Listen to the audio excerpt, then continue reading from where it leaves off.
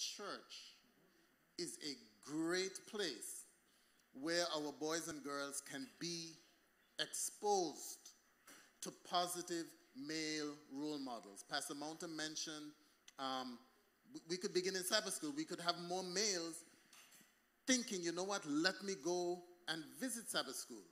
The children who are in Sabbath school, particularly in the lower divisions, dad is supposed to be there with them. Both mom and dad. When my children were in the lower divisions, both mom and me, we were there with them all the way through every Sabbath. That was our responsibility. That was our mission field. And so when children can come to church and they can have male elders, male deacons, you have a male pastor, all of these in their experience are positive male role models in their life. Even though they may not have the uncles and dad at home, church can be a place where they can see many positive male role models. Let me elaborate on that. And you're right on, Doc. You're right on point. If you were to look at the Sabbath school in any of our churches next Sabbath, female dominated. Now, you've already selected your officers, so let me speak to the fathers, young fathers. Next Sabbath, rather than mom taking your son to Sabbath school, you take the child to Sabbath school. Sit with him in Sabbath school. When you come home from work, carve out a time, not just happenstance, wishing and hoping that it's going to happen. Block out a specific time. If you get home at 5 o'clock, say from 6 to 7, this is the time for me and my son or me and my child. And nothing will interfere with that time. Block it out on your calendar. Make an appointment with your child. And if you can't do it each day, may not be realistic, 2 or 3 times per week. If whatever you're going to have for lunch or for dinner, put it in a picnic basket. Take it, go up Merrick. There's a park up there on your right-hand side. What's that? Wilkins Park. Take him into the park, spread a blanket, take that curry vegetarian chunks and spread it out on the blanket. Stop at the dollar store, buy a ball for $1 and have him kick the ball to you and you kick it back to him. You're bonding. It costs nothing. But that's how you begin to carve out that time and make it sacrosanct, make it sacred, make it special, that nothing will infringe upon that time. So you go to Sabbath school with your child, sit there with him. Don't just drop him off, but sit there with him. I have some other things along the same line about the father-son spiritual relationship. One of them that's been on my heart since this afternoon, heavy. Fathers, speak in gentle tones to your wives in front of your children. Ellen G. White tells us that. And now when I do a baby blessing, I reference it all the time, that we must speak to our children in confessional tones. The moment I raise my voice, and I must confess, as a young father, I was a yeller. I screamed all the time at my children. And it's something I regret. To this day I do. Ellen G. They'll tell you that the moment you raise your voice, you've lost control. And when you do, the child is now in control of you. So speak in those tones to your spouse. That's modeling a spiritual thing before your children. Today, before coming here, a young lady, 27 years old, came to the office to speak with us. And what she said has really been troubling me. She said, I'm in protective custody right now. I have a 7-year-old daughter. And Doc, this would have been a wonderful, wish you were there. She says, I have a 7-year-old daughter, and listen to this. This young lady has a lawyer representing her. The father of the 7-year-old has a lawyer representing him, and the 7-year-old girl has a lawyer representing her. And the three of them go before the judge, and there are 3 separate cases and 3 separate lawyers.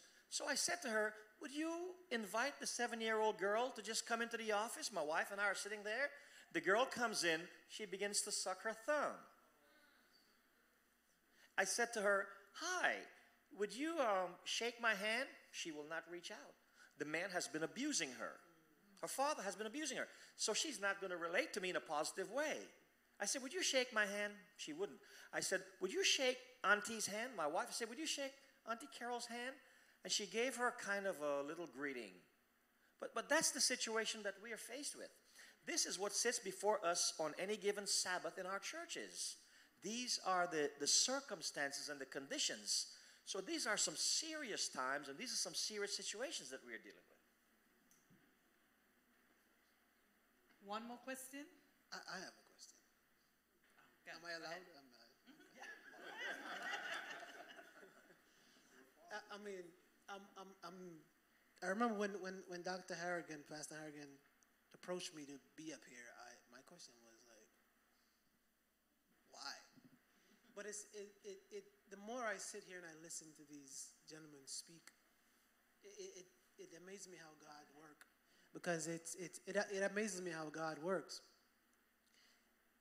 It's good to have positive role models. And when I sit here, I feel like it's different than if I was sitting out there.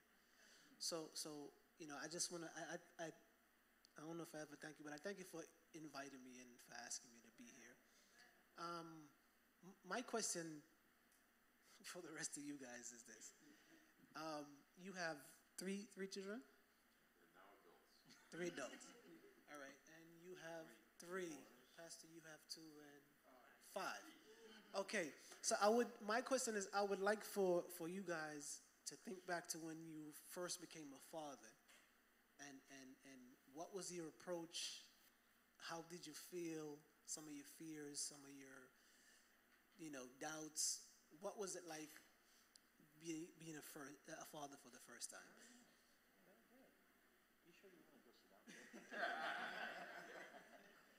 Can I say something? I spoke about my father. When I met my husband, he grew up without a father. He told you his story. With his mom, his father kicked his mom out when he was 3 years old. So he did not know his father. It's after we got married, I, encouraged him to go look for the father. And then we both went to look for his father. And it's something that he doesn't like to talk about because it hurts him a lot. And here was I always talking and boasting about my father. My father this, my father that. He takes us everywhere. And he was, burning up inside because he didn't have that experience. So when he became a father, when he got married to me, the one thing he said is, I will never, ever leave my children. I want to be a part of their lives. And from the time he got that little boy, it was daddy all the way. He was involved in every part of their lives. And I guess you can take it up, honey. You talk about it.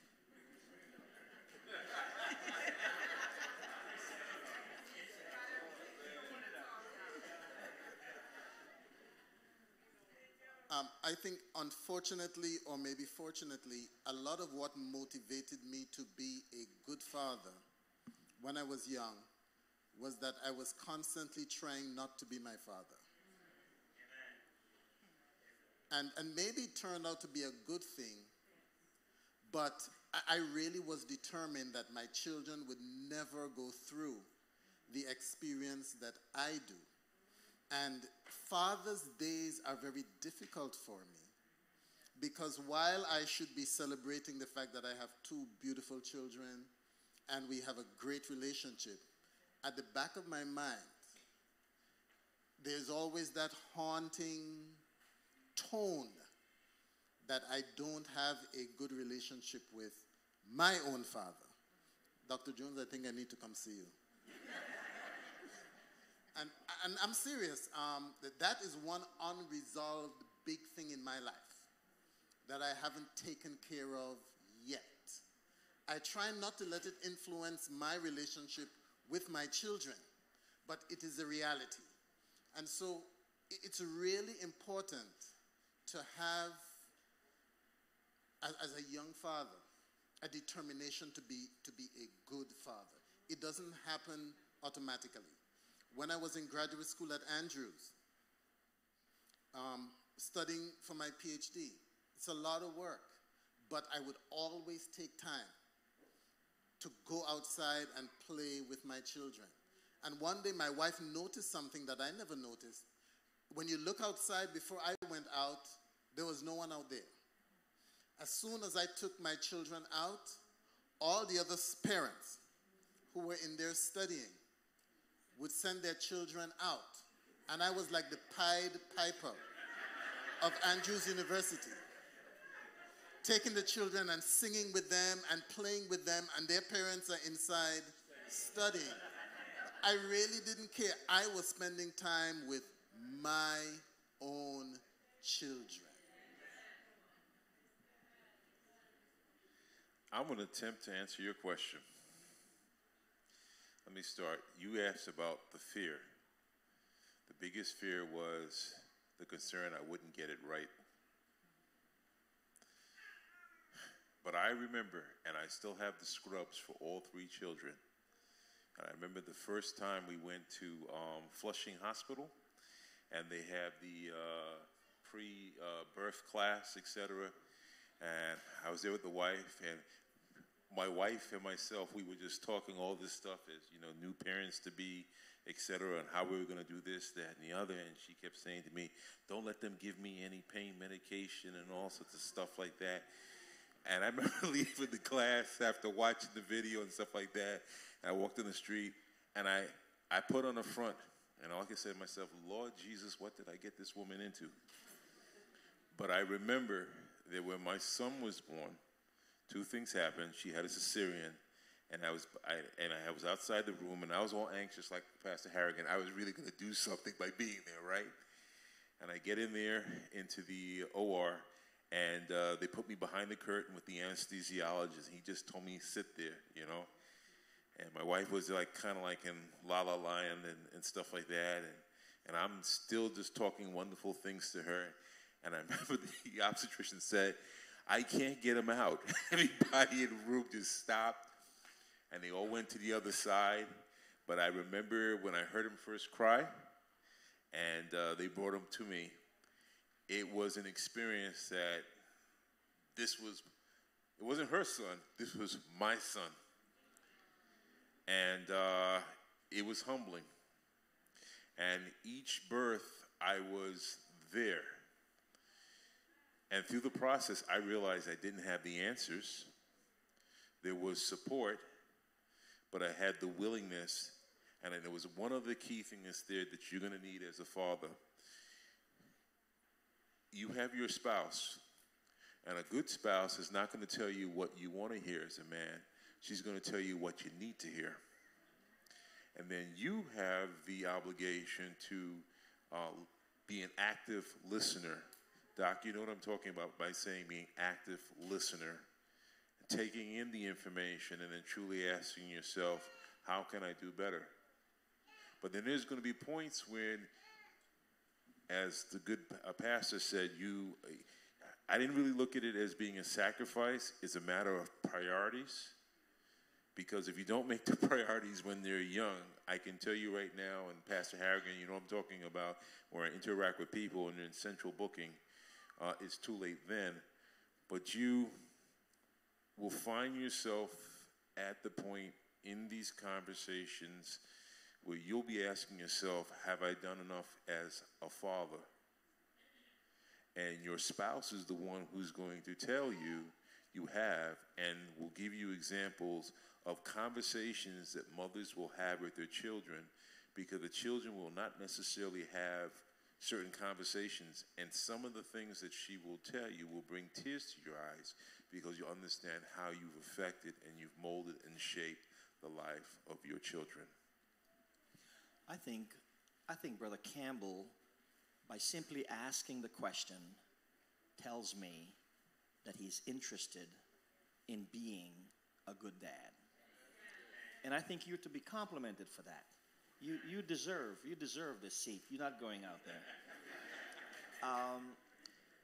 It's sad, but it's trial and error.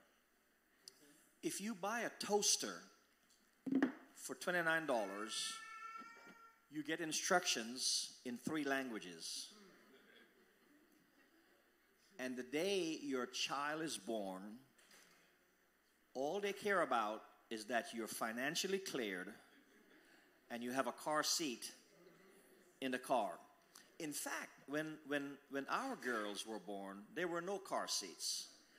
But now you cannot be discharged unless you have a tested car seat, but no instructions. And everybody who comes to the house is going to tell you what to do. And this is my advice to you. Listen to them respectfully. And when they leave, let the advice go with them. You enjoy your son. Enjoy your son. Spoil him before the grandparents get a chance. Because as a grandparent now, our eldest grand now is 16. Kristen is 17. Kaylee is 15. Cameron is 8, almost 9.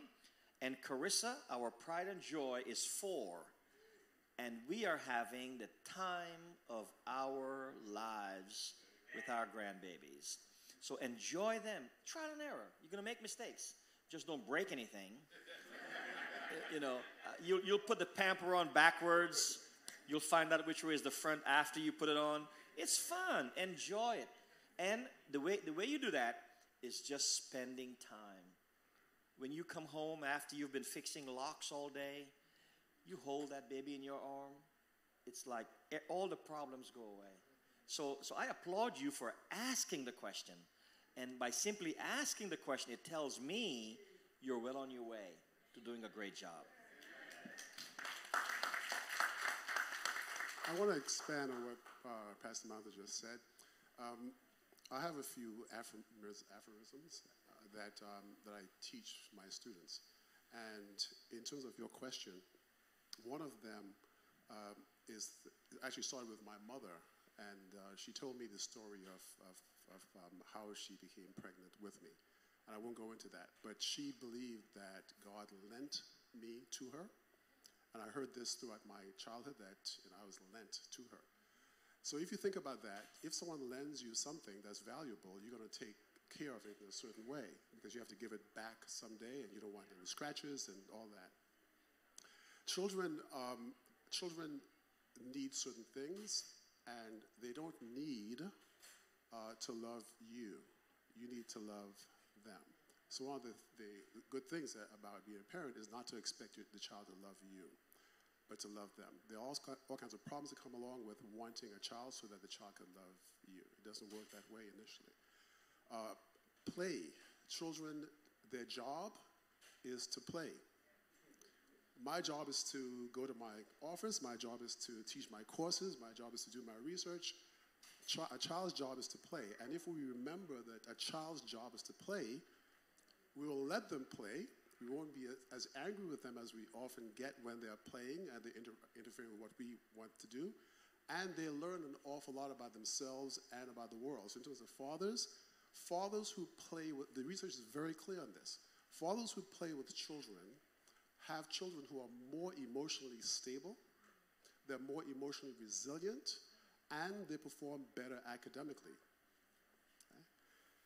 So it's, as a young father, I studied behavioral psychology as an undergraduate, and I thought that when my first child was born, I was going to I was going to mold the perfect child. Well, she taught me very, very early on that it ain't going to happen.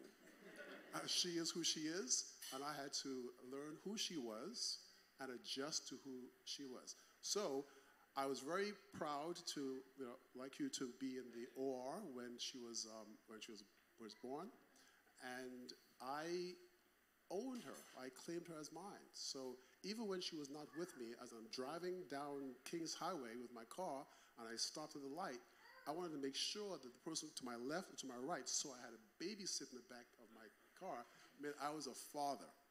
That was my crown, that baby seat. The best thing to do as a father is to enjoy your child, differentiate between discipline and punishment. Punishment is to inflict pain. Discipline is to provide structure and guidance. Okay? And anger produces punishment. Concern produces discipline. Okay? As a someone with Caribbean heritage, I grew up hearing people talk about the need to keep that kid in line by spanking them and smacking them around. It's part of the culture. I accept it's not against the law, but it's not necessary, and you don't need to spank children. All you need to do is to be consistent with them, again, as you have mentioned before, be reliable, and they will experience your consistency, which means that you sometimes have to turn off the TV and pay attention to them, or go to work a little bit later because you need to give them 5 minutes of time that you promised. They will experience your structure and your consistency as love, okay? Because they can then work with that. But not knowing whether or not you are trying to inflict pain on them or you're trying to teach them something for their benefit, that's too confusing for a child. So just enjoy your kids. Sorry, one other thing, last thing. You cannot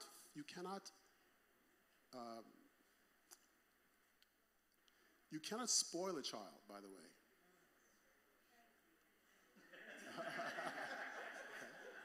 Okay. You cannot spoil children. You can only fail to discipline them. Okay? And think about that. You cannot spoil a child by indulging them. Okay? You can only fail to discipline them, which means that if they want something, give it to them. If they want something that's not good for them, say, no, it's not good for you. Don't be afraid to show too much love. Don't be afraid to have too much fun. When it's time to stop having fun and time to read or to study, then that's what it is. But don't be afraid to show a lot and to indulge your kids. When you fail to say, it's time to stop and be consistent and be fair, that's when you have disciplinary problems, not in showing too much love. You cannot spoil a child. Amen. You can only fail to discipline them. I didn't say punish them now, as discipline them. Okay, thank you. So, segue on that. So, I'm going to ask Brother Camber, Anthony, as a new father, now, how do you see your role as a father changing as your child develops? How do I see my role changing? Speaking from experience, I've heard you have to let them grow up. So I have to prepare myself for that time when I have to realize that he is becoming a man, if God spare our life. I remember my grandmother used to say, oh, you're smelling yourself. So I have to prepare myself for those times when he's smelling himself. So my role, I mean, just thinking back to my childhood, my role definitely is going to change because, there's a difference in raising a 1-year-old, 10-year-old, 15-year-old, or a 20-year-old. My prayer, my hope is that I don't become that father who's just stuck trying to do things just one way. My prayer, my hope is that as I learn, as I experience, that I will be able to maneuver those changing in life, meaning, I'm going to have to help him more with homework at a certain time. Certain time I have to learn to let him struggle to figure it out. I might have to face the struggle of he doesn't want to come to church, and how do you navigate that? I might have to struggle, change when he starts talking about girls, and whether or not to allow a girlfriend or not to allow a girlfriend. You know, I mean, I see all these things, and some of them makes me like stare at them like a deer in a headlight. And some of them, it's kind of fun because I remember, you know, going through some of these very own experience, you know, with uncles and my father and grandparents. So I know it's coming. I'm excited for some I can put it off as long as possible. So it's definitely going to change from spiritual relationship to being able to hang out and play ball to what kind of food they eat. So, you know, it's definitely going to change in those areas. Right, and remember, you have spiritual mentors around. Okay? We have some hands.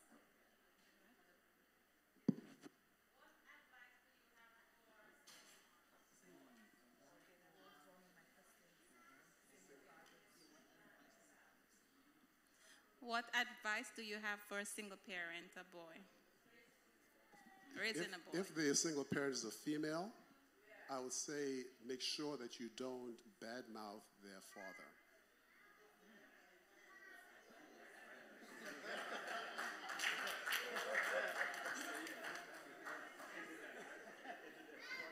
Why not?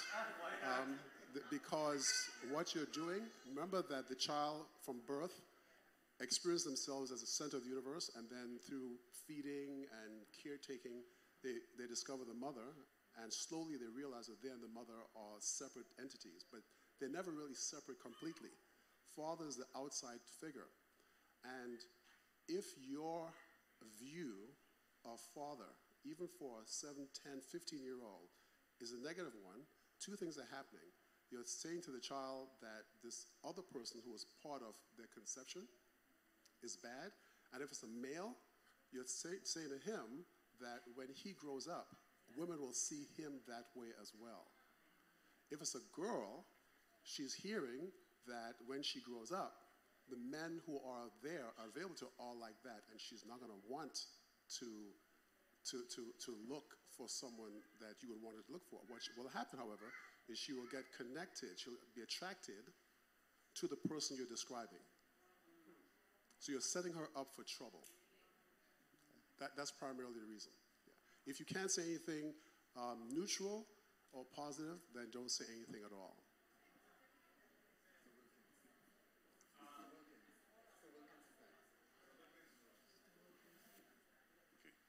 Because there's such a great need for role models, and especially in the black community, and because you guys do church, we all do prison ministry and community outreach and stuff like that, how do you balance, because just being a father alone, you know, that takes enough time just in your own home. So how do you balance church, prison ministry?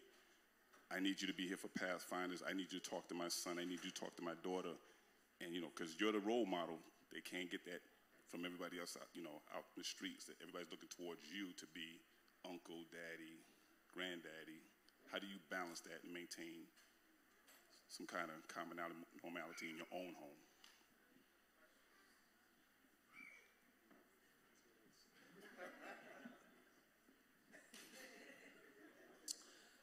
I'm retired now, and I am learning to say no. I cannot be all things to all people. For example, today, we left home and we drove to Ebenezer for a baptism. And I was planning on leaving Ebenezer in Freeport at about 11:30 to get back to Lighthouse to preach, then be here for 5. We did not leave Ebenezer until 12:15. Meanwhile, Lighthouse is in worship, and they are stalling, waiting for me to show up. Then after church, we ate, we met with a few folk, then we rushed over here. So I said to my wife, I said, it's not fair. It's not fair. So I will have to say no.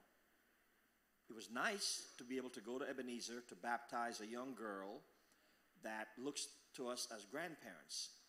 But at the same time, it's about priorities. It was also unfair when on some Sabbaths, I was pastoring Lower Alabama. I had Montgomery, Tuskegee, and Hurtsboro, Alabama. 3 churches.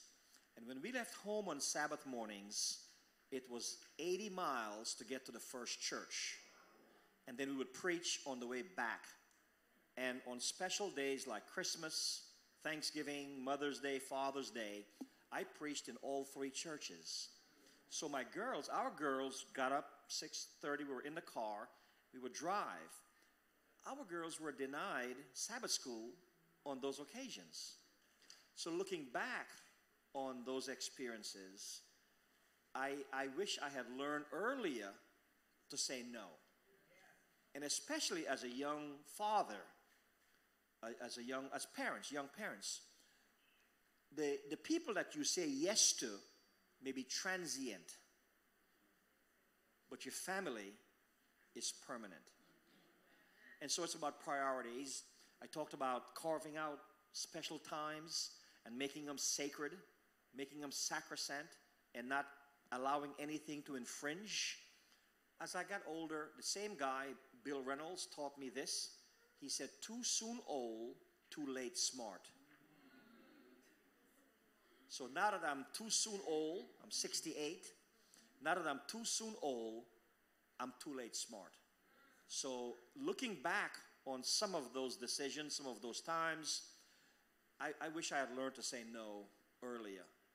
And if someone said, if you say yes all the time, then your yes doesn't have any value. So you learn to say no. And even as parents, we have to say no to our children. You know, it's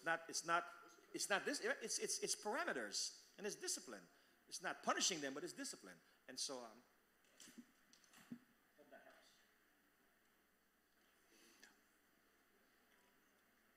helps. Thanks, Sister Simpson, for that question you raised about single moms with boys in the church. This is where we, the men of Lebanon, take up the mantle to help working with these young men in the absence of their father in the church. It takes a village to raise a child, and the village is right here at Lebanon. We have the need to work along with our young men. We have each year Brother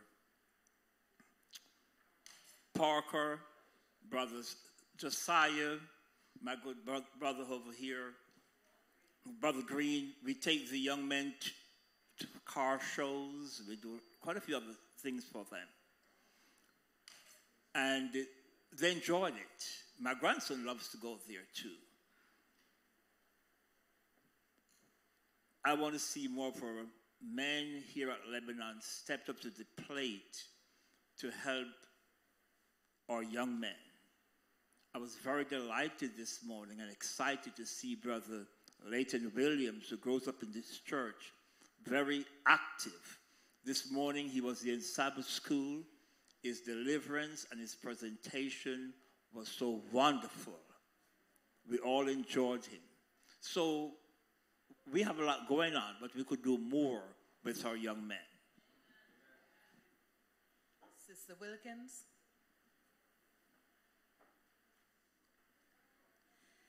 Anthony, to you especially, because the other members of the panel are grown and have done their fatherly duty. You are the person who will speak truth at all times to your son. You must always speak truth to him. One other thing, you're going to experience the greatest pleasure and satisfaction from the good job that you plan to do. But the greatest pain will be inflicted by your own child. Nobody can inflict pain on a parent as much as a child.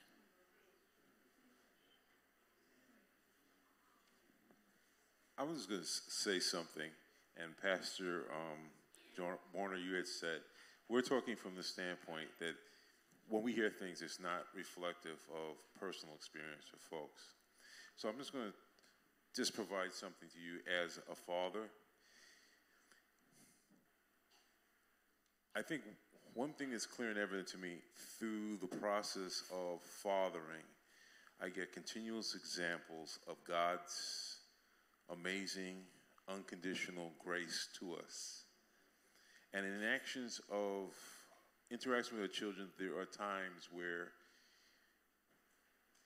you will recognize by the interaction, man, if this is occurring with my child and I'm the father, imagine what God goes through when I do what I do. And I'm going to give you something here.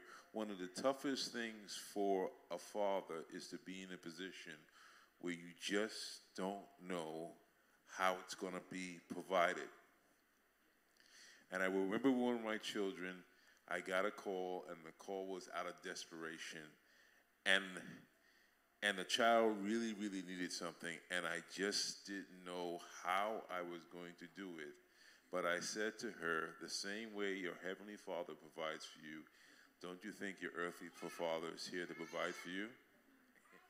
And I'll tell you something, God made a way, and she got it, all right?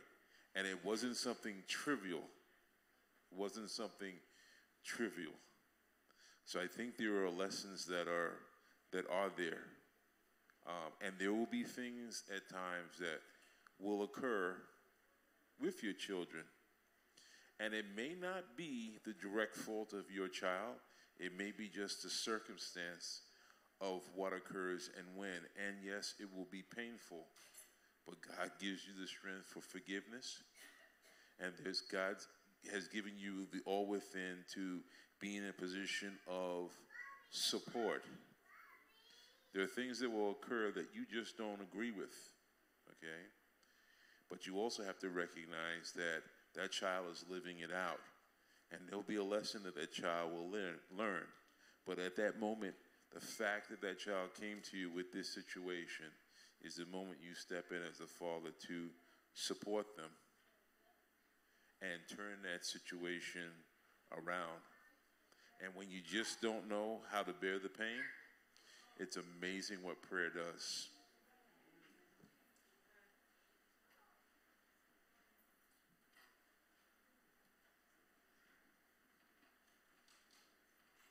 Which parent should give the young man's talk, the American talk, to the boy,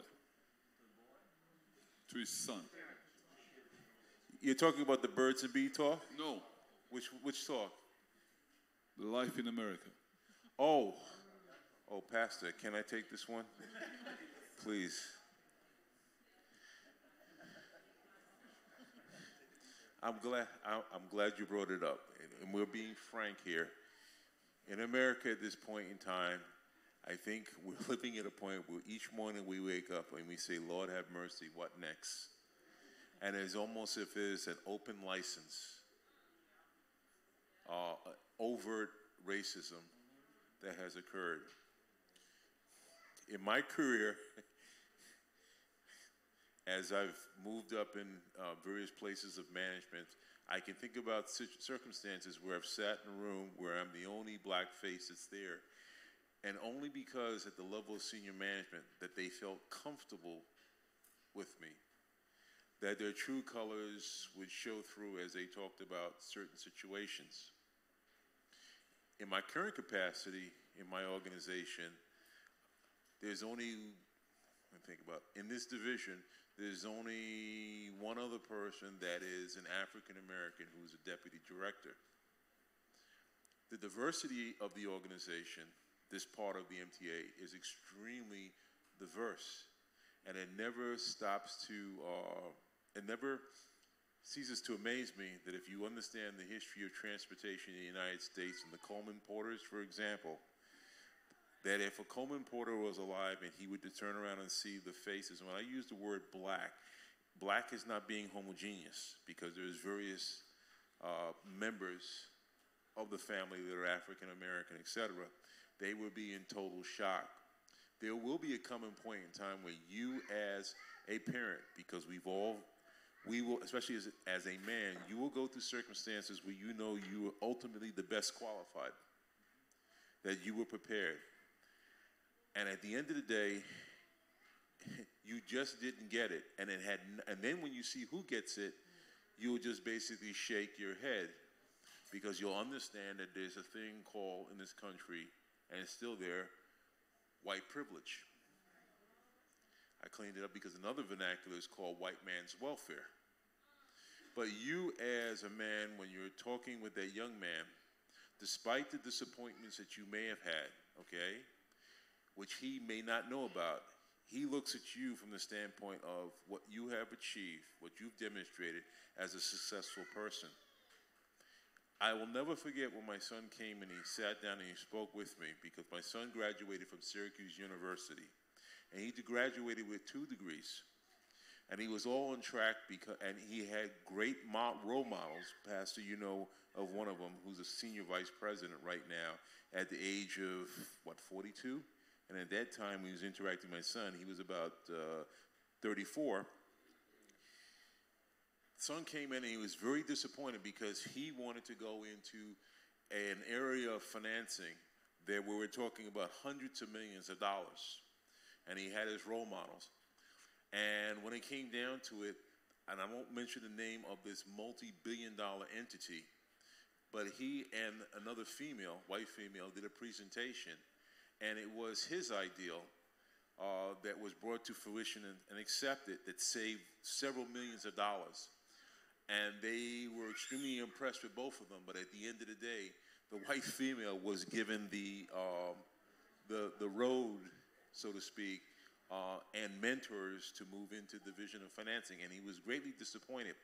And I had to sit down and I had to talk with him, because he needed to understand the dynamics of the corporate environment, but he also had to be reaffirmed that he had done nothing wrong, and also reaffirming him the ideal of, at the end of the day, it's about you as an individual developing your brand. You can't change the circumstance that you're in, but one thing you have control over is how you react to it and how you work through it. And understanding that nothing in life is owed to you, okay? But you have a big advantage, and that's called God's favor. And I said, as one door appears to you to close, God opens other doors. And it's amazing the doors that have been opened. But you have to speak frankly with them, right? But you have to do it in a way that you're not discouraging them. You are empathizing where they're at, okay? But you have to encourage them and strengthen them to be able to turn around and move on and be in a position to discern. And I think that's important. The difficulty comes into play is my father couldn't give me that conversation, because my father, he had to make life choices of supporting the family. And his life choices, there were 2 sets of disappointments he had, or 3. The first set of disappointment was that when he came out of the military, he had what was called a projectionist license. But none of the white union-represented film palaces and stuff like that would hire him because he was black. The second set was he wanted to do a tire franchise, but he was not allowed to go in with the financing for a tire franchise. His first calling was music, and he was a virtuoso violinist.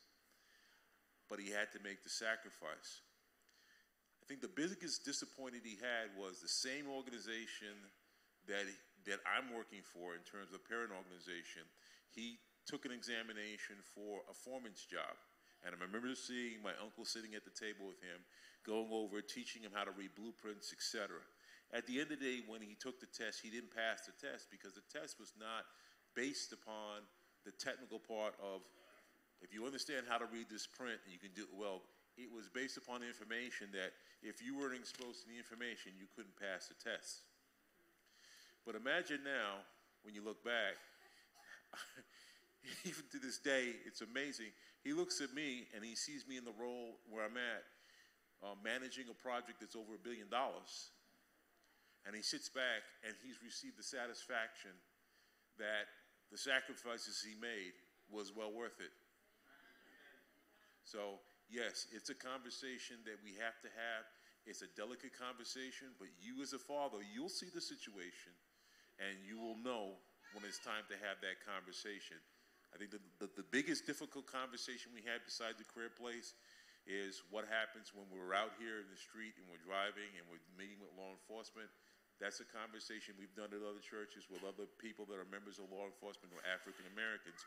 So that whole dynamic, and it's both male and female, because as a black female, she's going to have even a greater degree of difficulty in understanding the dynamic. It's a conversation that you're going to have. And it's not a matter of whether it's the man or it's the white. It's who's best based upon the experience or together to have that conversation. But it's a conversation that will be needed. Can I quickly add something? The conversation could be fueled by some the articles and books out there. If you and your son or your daughter were to read these before you get deep in the conversation, I want to recommend a book by Carol Anderson called White Rage. She's a historian at Emory University, and she documents, going back to the 1600s, how every single time black folks in this country achieved something, there's an immediate response, a backlash, if you will. What's happening right now in this country is identical to what happened after Lincoln got shot and Johnson became president, and things called the Black Code were instituted and made into law that pretty much returned black folks' life to slavery. Every single time, Brown versus Board of Education, she documents this very, very well. So it'll be good for young people from middle school up to read this book. Also, there's a book called Brainwash. I forget the person's name, but he is a former owner of the largest black advertising company in the country. And he sold his company for a lot of money, and he is retired and he's indulging himself by writing, and he documents how media and how advertising has brainwashed us into believing certain things about ourselves that are just not true. We believe these things that are just lies. And it's not his opinion. He has the documentation of how this has happened. So white privilege is not a myth. It's not something that people just made up. It's actually true. It is there. And almost anything written by Ta-Nehisi Coates will touch on some of these things. But White Rage by Carol Anderson and Brainwashed, I think his name is Ballard. Okay?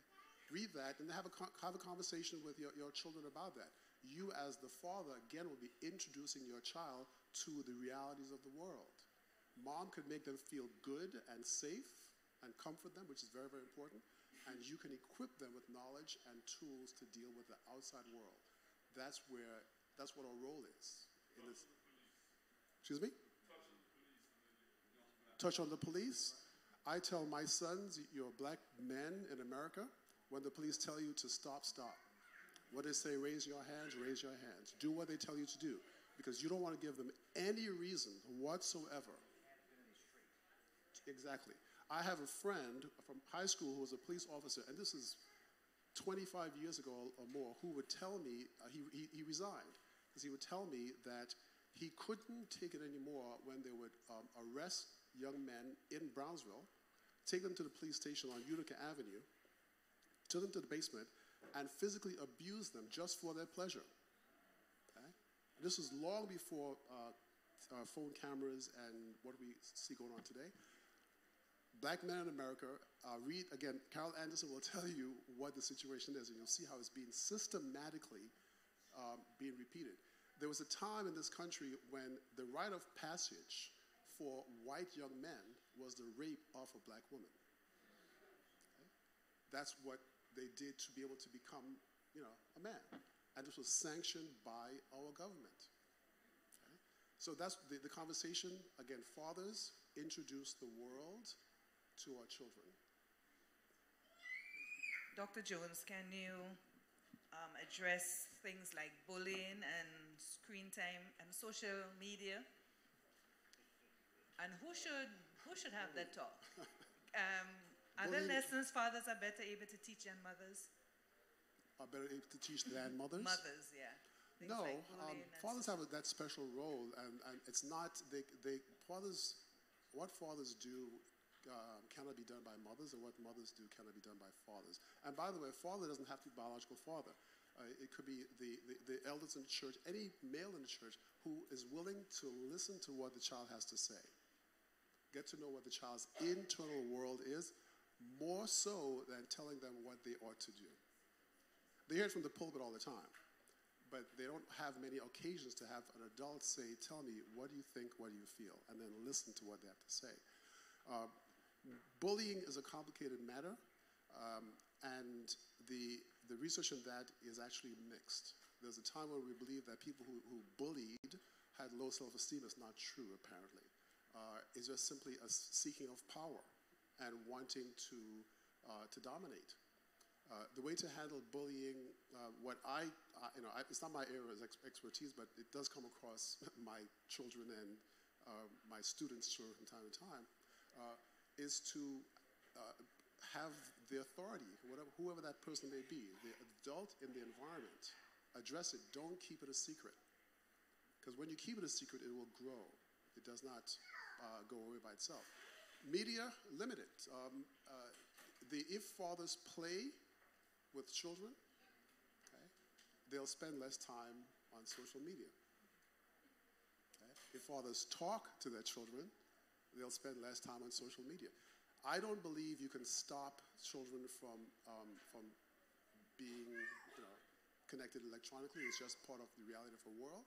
But we don't have to use it as a substitute for our time and interaction with them. Time does matter. Its quality is important, but just spending time, even if it's just a sit with your child and eat ice cream, get bored. Time does matter. And if you are playing, again, play is really important for kids and for us.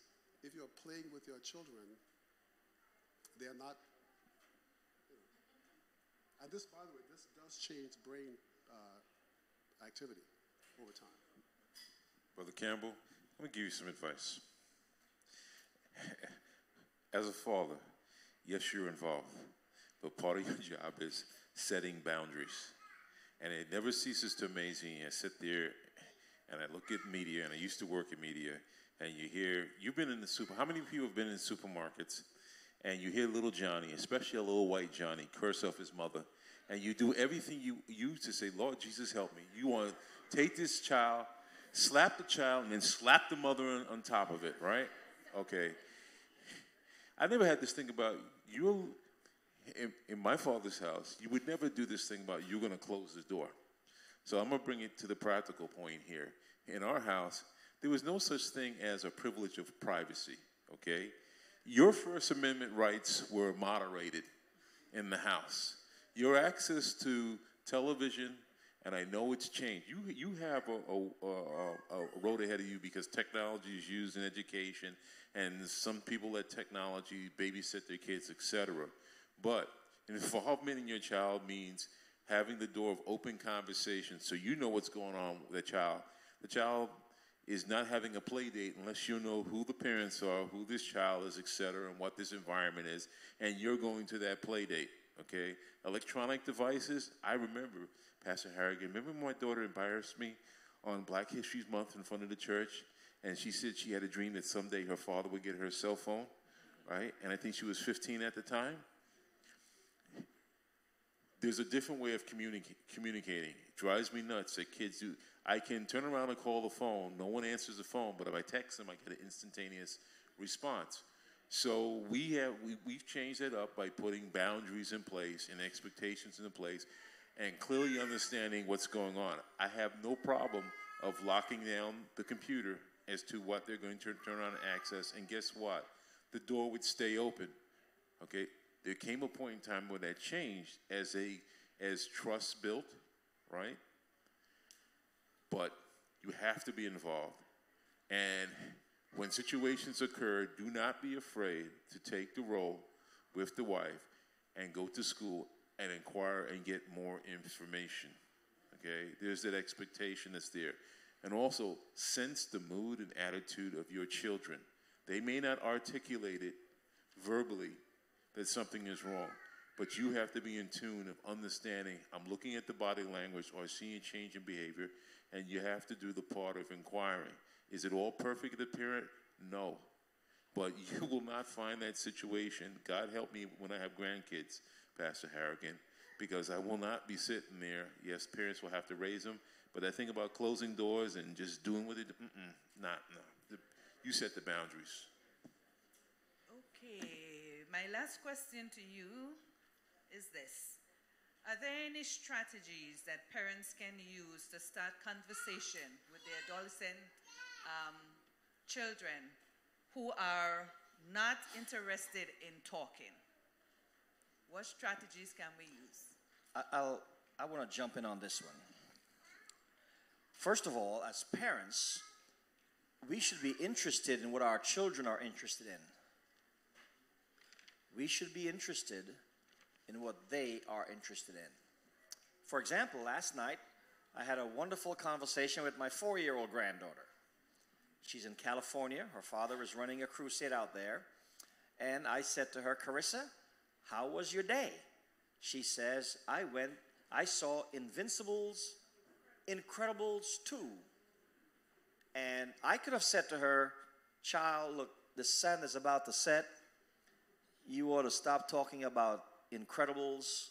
Your dad is about to preach on baptism. But no, I engaged her. Tell me about Incredibles. I knew nothing about it. I still don't know what it's about. So I said, tell me about it. How was it? Was it fun? Did you have a good time?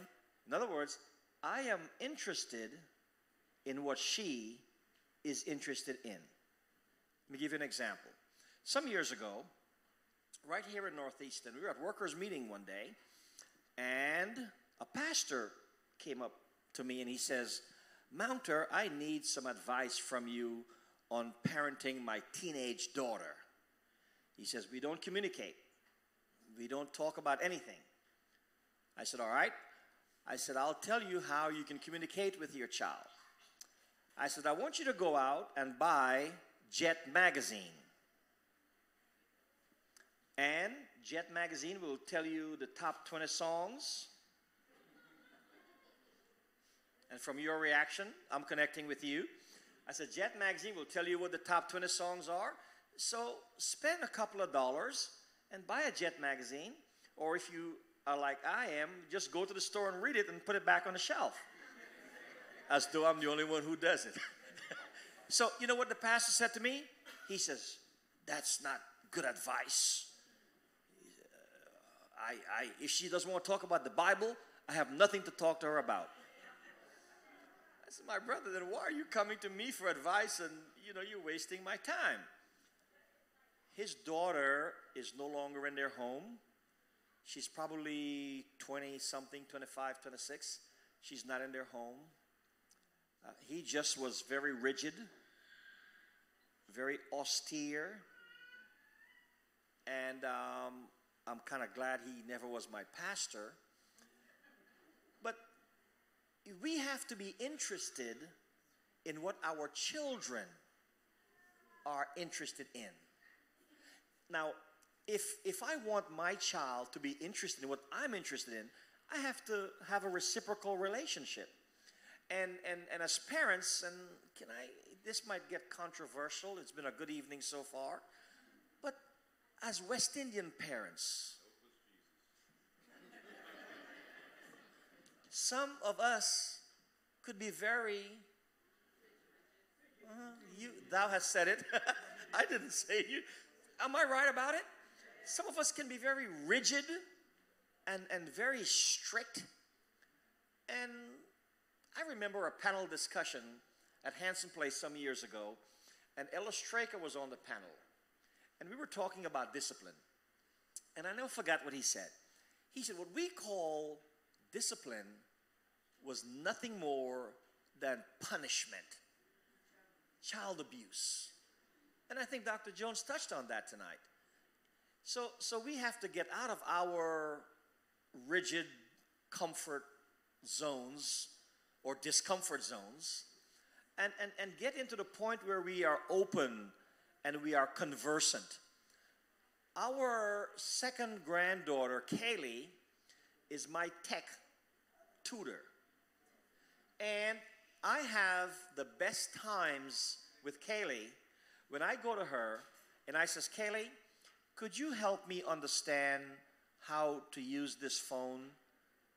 She takes the phone from me, she sits by my side, and I've said this to my wife and to Kaylee and to her mother, my daughter, on many occasions.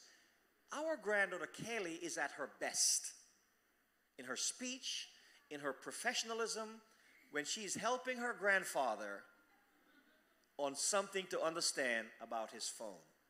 So if you want to have a communication starter with your child, with your grandchild, take a device to them. That VCR in your home.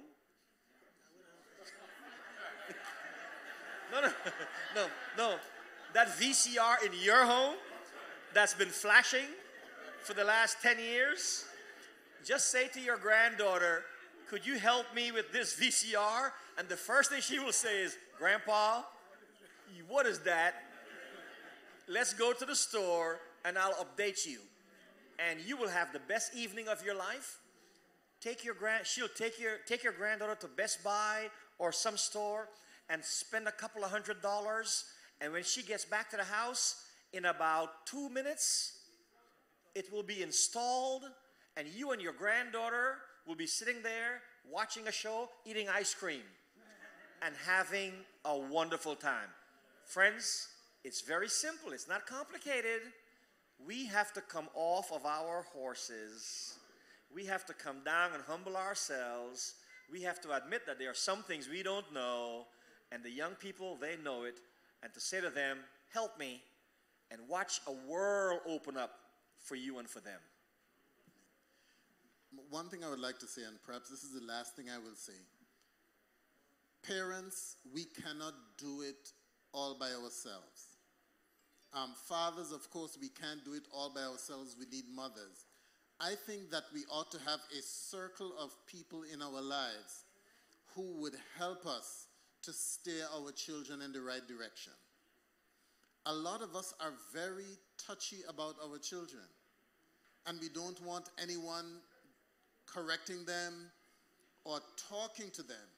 We feel that we are the only ones who can steer them in the right direction, and that's a fallacy. We ought to learn to latch on to people in our lives who would help our children. They may have an approach that we may not have, and that's going to help. A couple months ago, I don't want to get too personal, but my daughter is dating a young man. And, we've gotten to know him. He's a very nice young man. I think she introduced him to Pastor Mounter. Right here, when he came to preach for me the last time, that was in February. Pastor, without going into too much detail, when my daughter, my baby, introduced you to, my baby girl introduced you to this young man and told you that they were dating, what did you do? I threatened him. I read him I became a West Indian father. I became Sister Grace's daddy. I became everything that Sister Grace said her dad was. No, I threatened him, and I do it all the time. Thank you. And there is a reason why I do it. There is a reason why I do it. You see, if someone comes to date my daughter, and I act as though I'm so thrilled to have you come into my family, it makes my daughter look like somebody I'm glad to get rid of. But if I set the standard high, and if I raise the bar, it tells you, the young man, you have to step up. You have to up your game. Now, Danielle, since I've known Danielle, I have always considered her like a daughter. And we have that kind of relationship. We will call, we'll talk, I'm always encouraging her, and I want the very best for her. So any guy that she introduces me to as a possible friend, a boyfriend, I'm going to give him the right act. I'm going to ask what your father-in-law asked of you. Like, what are your... Exactly. And do you know that young man has been in touch with me on numerous occasions? We haven't even talked about all the times. He reaches out to me. He will seek my advice.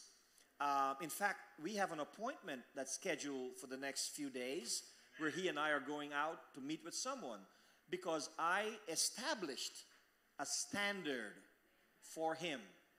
So, Doc, I don't know if I said too much or if I said what...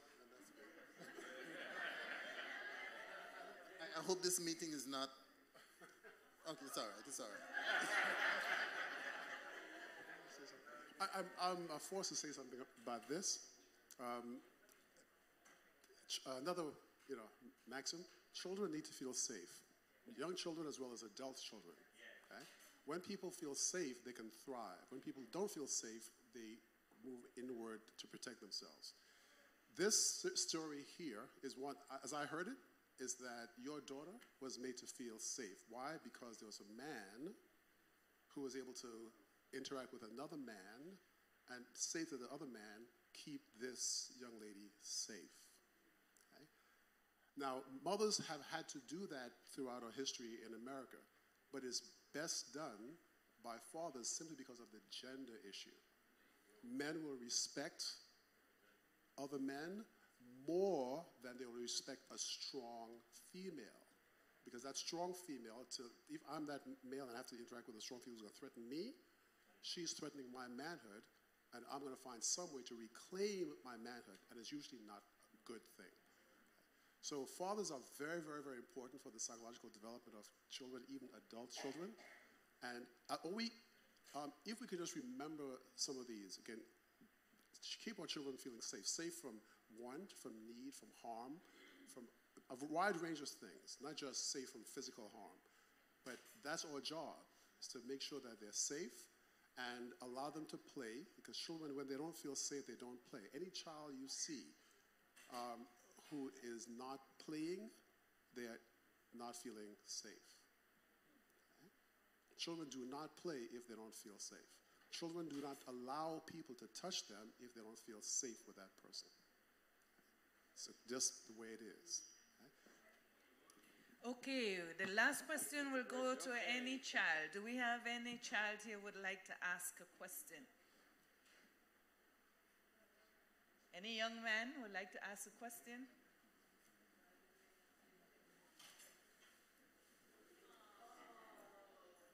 Yes?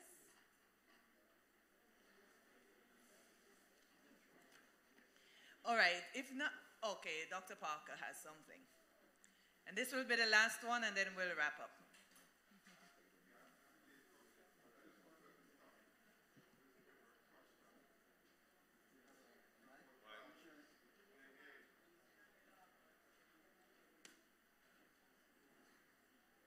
I was late coming in, and I asked someone else if this topic was ever covered.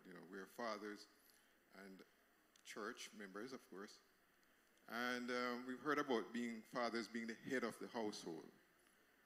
Could somebody tell me what that looks like? And, paint a picture of what being the head of the household should be. I'd like to do that. I'd like to attempt to address that. First of all, the head of the household is the main provider of the home. The Bible says if a man doesn't work, he shouldn't eat. And so the first point on the head of the household is the provider.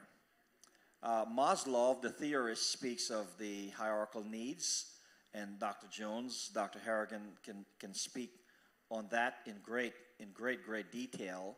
The need for security and all of the other needs of the family. Another point on the head of the household is to love the mother of his children. That makes him the head of the household.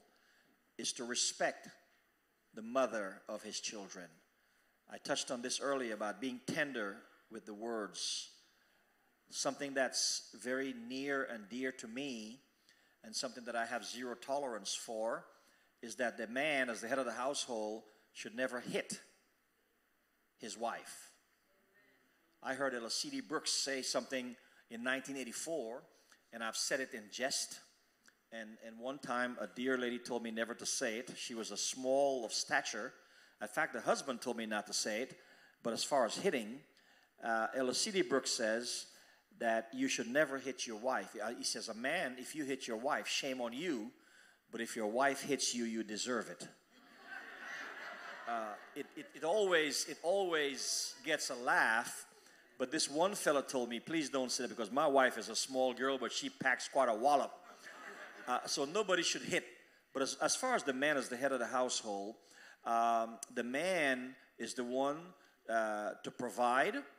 The man is the one who is tender and models parenting before his children. Again, the provider to me is key. Some years ago, I preached a sermon. It might have been Mother's Day, and I touched on the fact. I says, my wife, her number one thing for my wife is that she wants my love, for me to love my wife. And years later, I went through my notes and I looked at my sermon. My wife had gone through my notes and she crossed out love and she wrote respect. She wrote respect. That might have been 25 years ago. I've never forgotten it. So as the head of the household, the man, yes, while we command and we want the respect, we should also respect our wives, respect our children. It becomes reciprocal. So these are some, another way you're the head of the household is to affirm your wife, affirm your children. To model fatherhood before your children, model it.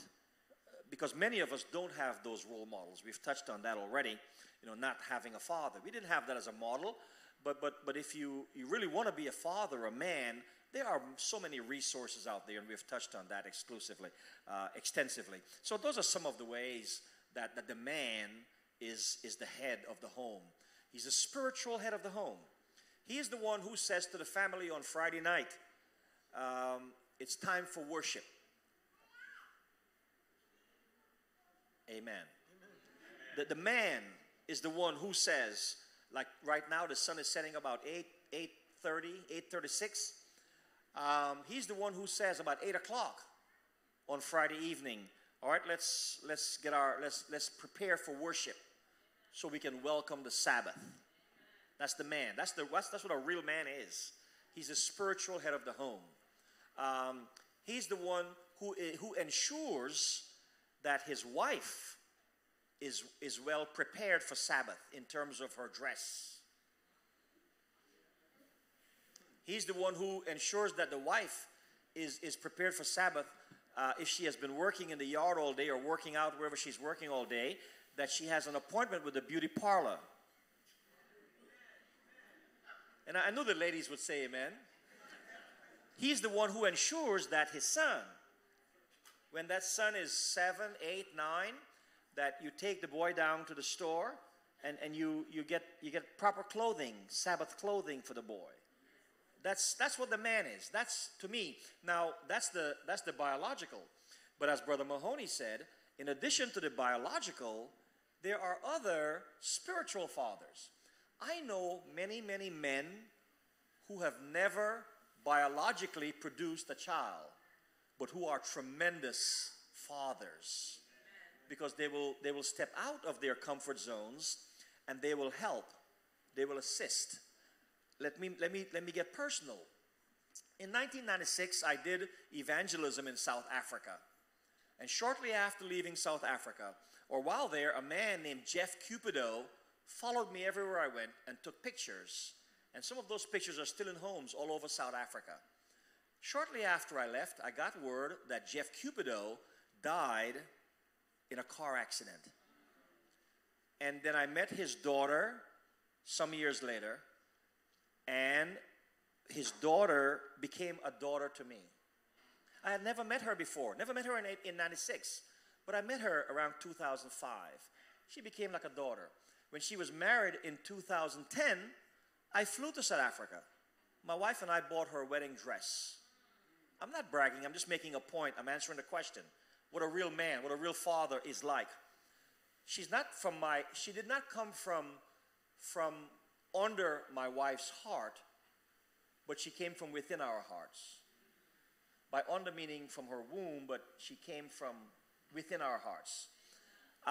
Tristan's sister is now ready for Good Hope High School, a private Adventist school there in Curls River in South Africa, outside of Cape Town. What we did, we said, okay, Lizelle, we'll put you through church school. And my wife and I sacrificed and did. That's what a father does. And I'm sorry I have to use a personal example, but I want to make a point. That's the point. Whenever we go there, we'll meet the mother of those girls, and we will spend time and do different things with them. So that's what a father looks like. Not necessarily someone that you have given birth to, that's someone that you are part of the conception process, but someone who comes from within your heart. And right here, Brother Mahoney touched on it, right here in Lebanon and in all of our churches. You're from Linden. I'm at Lighthouse now. You're in New Jersey. You're always handsome place. Wherever we are, there are young boys and young girls in our congregations that are looking for someone to be a father. And I have given you some examples of what a father could be like. And right here at the church, Brother Mahoney talked about going to the car show, going on a fishing trip, or whatever you're doing. So there are many, many ways. School will be coming up in September. It's to say to a mother in the church, a mother who has 2 or 3 children, is to say to that mother, I'd like to help you with with a uniform or some school supplies for the children. Or slip anonymously an envelope with a few $100s and say, look, go shop at Cookies. We have a granddaughter, and I think I may have told you before, we have a granddaughter who was born out of wedlock. I stood before Hanson Place and I said to them, look, my daughter is 30, 32, 33 years old, and she is pregnant. And with that information, you can pray for us, or you can talk about us. And the church says, we're going to pray for you. We are here with you. We call her Hanson Place's baby. She was blessed there as a baby. We call Cameron Hanson Place's baby. Cameron will be here in a few weeks, and we're going to take Cameron to Cookies as we do every year. And we will provide her school uniform. Right here in this church, there may be a single mother that we can reach across the aisle and we can say, I want to help. You may say to the head usher or head deaconess or to the pastor or to Sister Harrigan, here's an envelope. Please give it to the sister over there anonymously. And this is a way we can help. So being a father, what a father looks like, what the head of the household looks like, there are many ways. I hope that I have touched on something that was able to answer the question in some way. I hope. Thank you very much. Lebanon, I hope something that was said this afternoon has touched your heart, and that the fathers who are here will step up to the plate and be fathers. Even though you don't have children, you might find someone you can help. And ladies, those of you who don't have a husband by your side, don't get discouraged. Reach out for help. Some gentlemen I know around here might be able to help you. All right? Thank you very much, panelists. And before Pastor Harrigan closes off with Vespers, we're going to take an offering. So we're going to sing 625. We have been sitting long. Can we please stand? Let's sing number 625 while the offering is being collected, and then Pastor Harrigan will have the Vespers. I'm pressing on the upward way, new heights I'm gaining every day, still praying as I onward bound.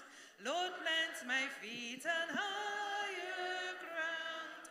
Lord, lift me up and I shall stand by faith on heaven's sacred land. Higher faith and higher ground. Lord, plant my feet on higher ground. My heart has no desire to stay. Desire to stay where doubts arise and fears dismay. Though some may dwell where these abound, my prayer, my aim is higher ground. Lord, lift me up and I shall stand by faith and heaven's stable land. A higher plane than I have found. Lord, plant my feet and higher. I want to live above the world. Though Satan's darts at me are hurled, for faith has caught the joyful sound. The joyful sound is the song of saints on higher ground.